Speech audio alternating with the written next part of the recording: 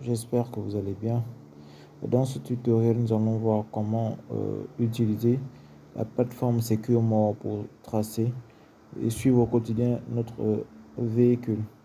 Nous allons rentrer dans l'application. Donc, une fois dans l'application, vous allez arriver à ce stade.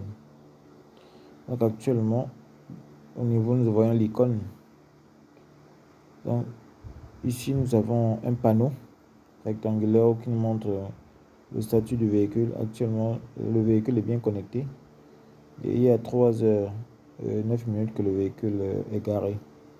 Donc, le véhicule est arrêté, ACC off. Nous avons la position géographique à travers le satellite dans les coordonnées. Donc, sur la gauche, nous avons ici la carte qui s'actualise tous les 10 secondes. Ici, nous avons le point qui permet de pouvoir voir la position de la personne et la position de la moto. Donc ici, ma position et ici, la position de la moto. Le troisième point ici permet de déterminer la distance entre moi et l'appareil. Donc nous allons au coin en haut à droite ici. Nous pouvons changer de visuel. Donc nous pouvons changer de visuel. Nous pouvons voir aussi le trafic. Ici, de zoomer un peu. Donc voilà. Nous pouvons voir le trafic. Si nous appuyons ici, nous pouvons voir le trafic. Juste un peu. Voilà.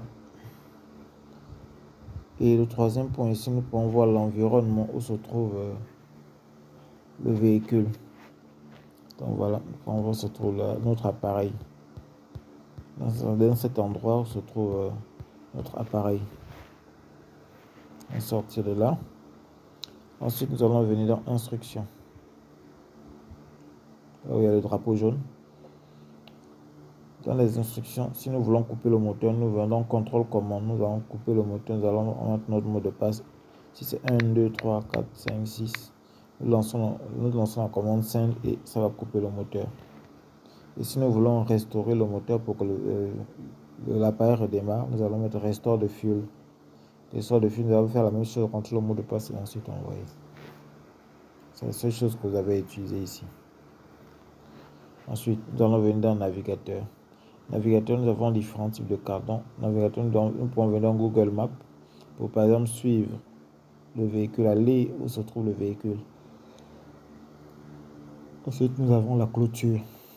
La clôture ici permet de pouvoir délimiter la zone d'activité du véhicule afin que nous soyons alertés si le véhicule sort ou entre de la zone. Donc pour ça, nous allons venir au niveau du plus. Nous allons dézoomer pour voir toute la carte. Ensuite, nous allons positionner. Vous avez vu le petit bouton bleu. Si je viens ici, le petit bouton bleu, il faut que je le montre. Voilà. Le petit, si je le mets ici, il se déplace. Donc, nous allons juste le mettre à l'endroit où nous voulons.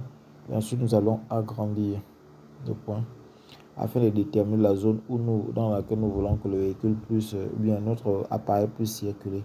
Car si notre appareil sort de cette zone, nous sommes notifiés.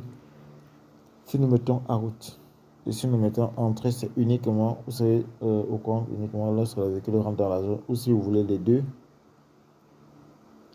Donc, si le véhicule rentre ou sort de la zone, vous serez notifié. Et ensuite, vous mettez enregistrer. Une fois vous enregistrez, voilà, ce sera enregistré ici. Donc, nous pouvons sortir de là. On retourne. Ensuite, nous avons trajet.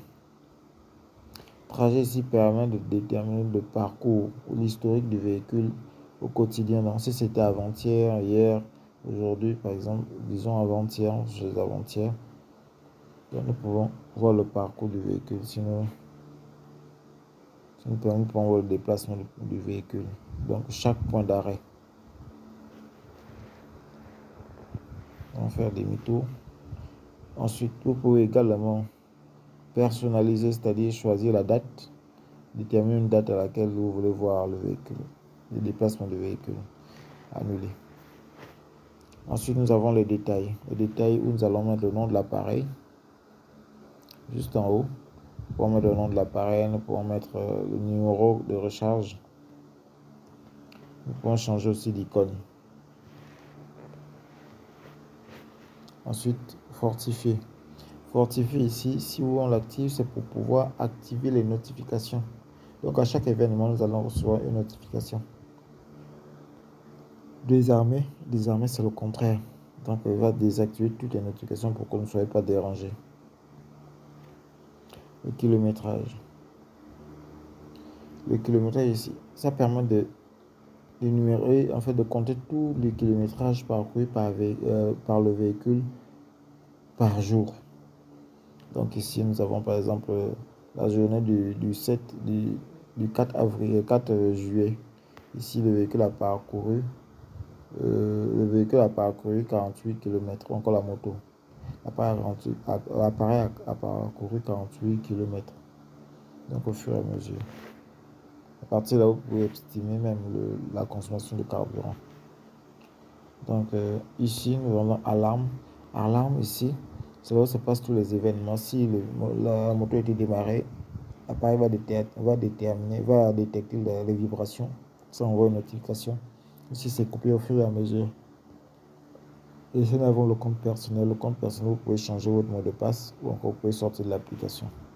Donc, c'est tout pour cette vidéo d'explication. Donc, j'espère que cela vous aidera grandement.